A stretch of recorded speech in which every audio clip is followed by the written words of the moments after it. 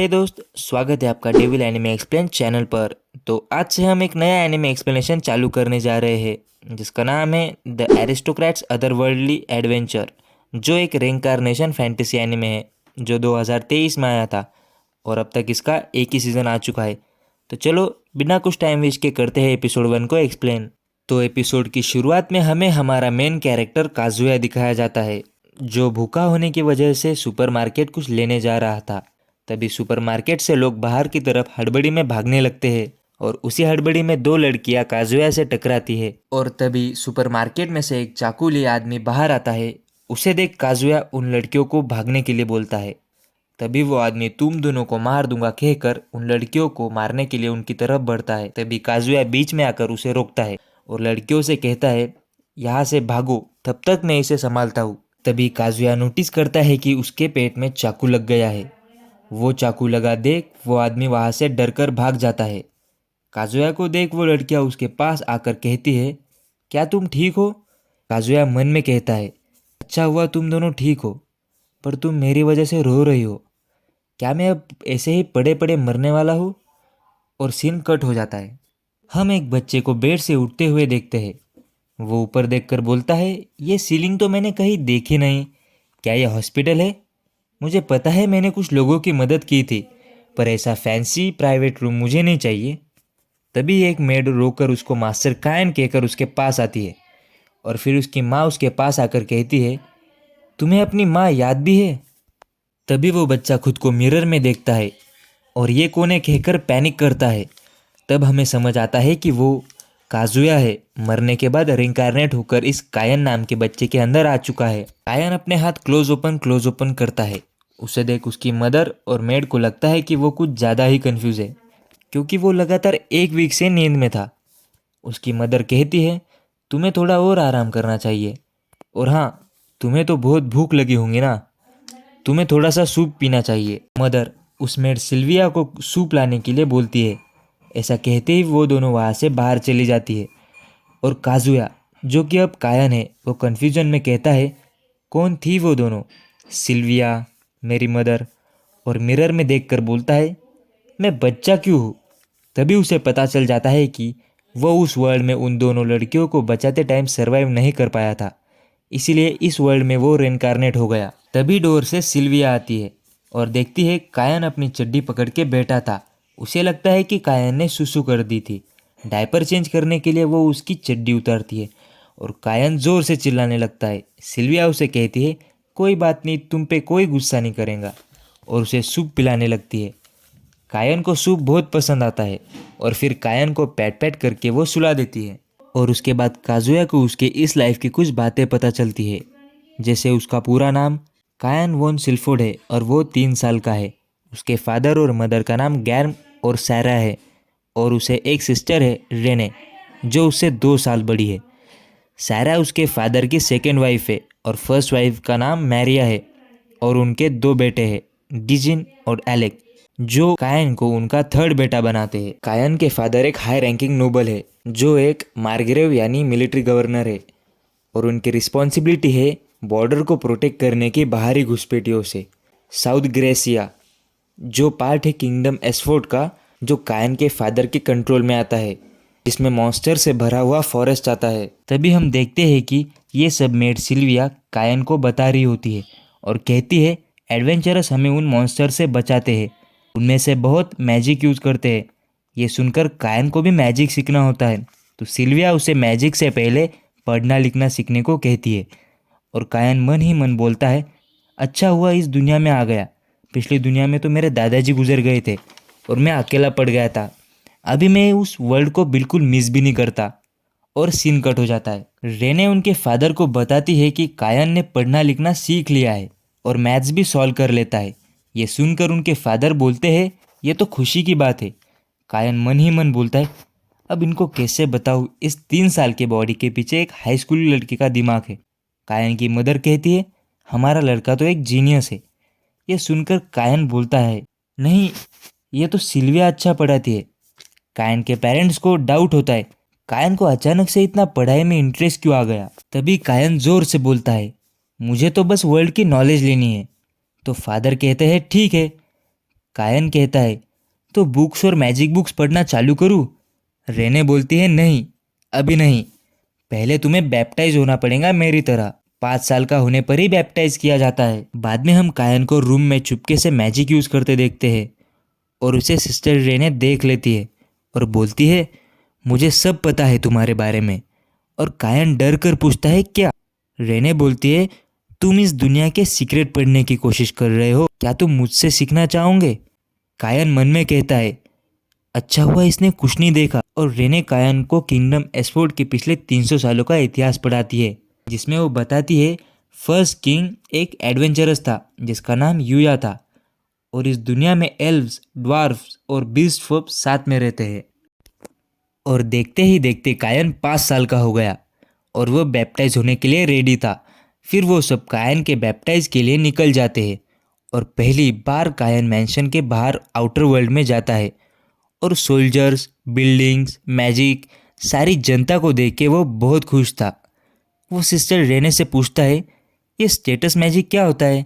Renee उसे status magic open करके दिखाती है और बताती है इसमें हमारे पावर्स की इंफॉर्मेशन होती है, जैसे हमारे लेवल, हम कितने एलिमेंट्स यूज कर सकते हैं, हमारे पास कितने गॉड्स की प्रोटेक्शन है। रेने के पास गॉड ऑफ मैजिक का लेवल 2 प्रोटेक्शन और 3 एलिमेंट्स यूज कर सकती थी।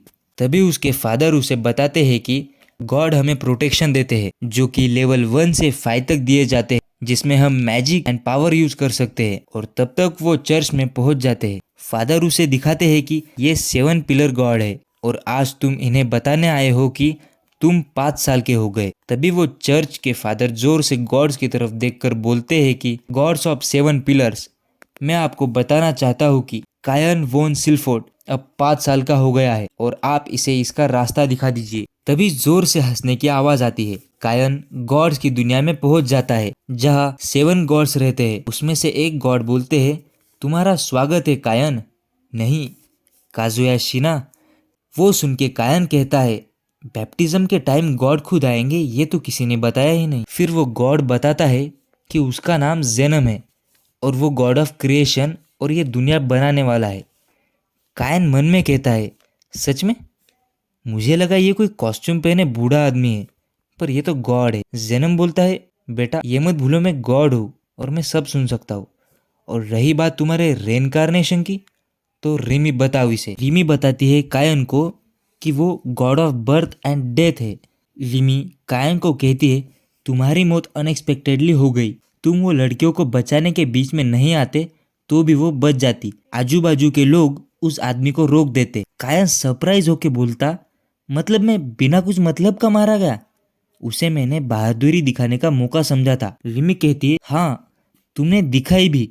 वो आदमी मर्डर चार्ज में पकड़ा गया और माफ करना तुम्हारे अच्छे काम के लिए गॉड ऑफ अर्थ ने तुम्हें हमारे वर्ल्ड में रेनकार्नेट करने के लिए बोला। तभी रेनो गॉड ऑफ मैजिक आकर कहती है तुम मुझे अच्छे लगे और हाँ मुझे पता है तुम मैजिक प्रैक्टिस करते हो, तो इसलिए मैं तुम्हें मेरा प्रोटेक्शन दूंगी तो तुम और अच्छे से प्रैक्टिस कर पाओ। और हाँ मैं आपको बता दूं गॉड्स प्रोटेक्शन यानी उनका आशीर्वाद या वरदान। तभी गॉड ऑफ क्रिएशन भी उसे अपना प्रोटेक्शन देते हैं। ऐसे मिलकर सारे सैरनोस god of war, Grim god of technology, पानाम god of commerce, Bella god of earth कायन को उनके प्रोटेक्शन देते हैं और कायन वापस अपनी दुनिया में आ जाता है। उसके फादर उसे अपना स्टेटस मैजिक दिखाने को बोलते हैं, पर कायन पेट दर्द का नाटक करके वहां से भाग जाता है और अपना स्टेटस मैजिक देखता है तो उसे गॉड्स की तरफ से हर स्किल्स में 10 मिले होते हैं, जबकि हाईएस्ट लेवल 5 ही थी।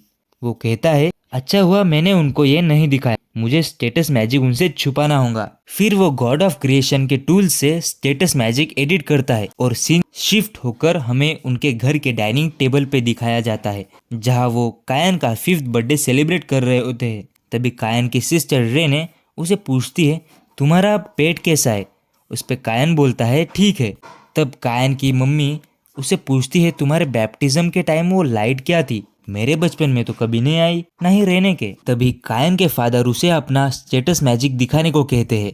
जैसे ही कायन अपना स्टेटस मैजिक ओपन करता है सब शॉक हो जाते हैं ये देखकर कि कायन को सभी गॉड से ब्लेसिंग मिली है।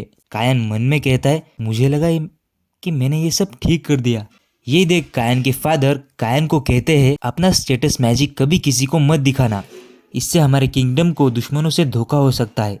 एक गलत चाल और तुम कड़ी निगरानी में बंद। मेड सिल्विया एंड सेबास, ये बात गॉड्स के खातिर मेंशन से बाहर नहीं जानी चाहिए। सीन शिफ्ट होकर हमें 5 साल के कायन पर दिखाया जाता है, जो भाग के अपने बेडरूम में आकर बैठता है और सोचता है ये एवरेज स्टेटस मैजिक कैसा होता होगा।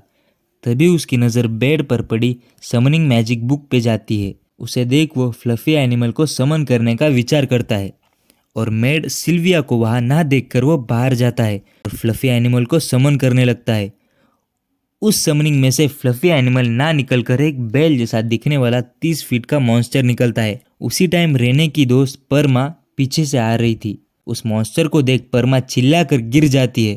उसकी आवाज़ सुनकर रेने उसके पास आती है। कायन जल्दी से उन दोनों के पास भाग कर जाता है और उन दोनों को वहां से जल्दी भाग जाने के लिए कहता है। उसी समय कायन को अपने पिछले लाइफ का सीन याद आता है और इस बार भी बहादुरी दिखानी पड़ेगी बोलता है और सीधा मॉन्स्टर को मारने के लिए दौड़ता है, लेकिन मॉन्स्टर एक पंच में कायन को पीछे करता है। इससे हम समझते हैं मॉन्स्टर कितना पावरफुल है। कायन चिल्लाता है मुझे इन दोनों को बचाना है और रिटर्न समनिंग करके उस मॉन्स्टर को वापस उसकी दुनिया में भेजता है। रेने और परमा दोनों कायन के पास दौड़ कर जाती है। परमा के कान देखकर कायन मन में कहता है काश मैं इन्हें टच कर सकता, और कहता है मैं हर बार लोगों को रुला देता हूँ, क्या मैं मरने वाला हूँ। कायन उठता है और फिस्ट क्लोज ओपन करता है। उसे देख रेने खुश होती है और सबको बताने के लिए जाने ही वाली होती है। तब कायन उसे रोकता है और कहता है मैं ठीक हूँ। कायन मन में कहता है पिछली बार वो 2 लड़कियां रो रही थी, पर इस बार ये 2 हंस रही है। और कायन रियलाइज करता है कि वो इस वर्ल्ड में रहकर लोगों की मदद कर सकता है। और सीन शिफ्ट होता है जहां हम कायन और उसके फादर को जनता से बात करते देखते हैं। कायन सबको बताता है कि वो पूरी दुनिया घूमना चाहता है, नई नई जगहों पे जाना चाहता है। कायन के फादर उसे कहते हैं कायन तुम मेरे तीसरे बेटे हो, तुम्हें पूरा हक है जो चाहे वो बनने का, तो बोलो तुम्हें क्या बनना है। तो कायन कहता है मुझे एक एडवेंचरर बनना है। और इसी के साथ एपिसोड 1 खत्म होता है। एपिसोड 2 में हम देखेंगे कायन कैसे अपनी पावर्स का इस्तेमाल करता है, कैसी ट्रेनिंग करता है, कौन से मॉन्स्टर्स को हराता है। सेकेंड एपिसोड इस वीडियो के रिलीज होते ही 4 या 5 दिन बाद आ जाएगा। सेकेंड एपिसोड कहीं मिस ना हो जाए, इसलिए सब्सक्राइब करके बेल आइकन जरूर दबाएं ताकि सेकेंड एपिसोड आते ही सबसे पहले आपको नोटिफिकेशन आए। और हाँ, अगर आपने अभी तक नारुतो नहीं देखा है और देखना चाहते हो लेकिन नहीं पता कौन से एपिसोड के बाद कौन सी मूवीज देखें और स्टार्ट करना चाहते हो, तो स्क्रीन पर आए इस वीडियो पर क्लिक करो। मैं मिलता हूँ आपसे वहीं पर, तब तक के लिए बाय।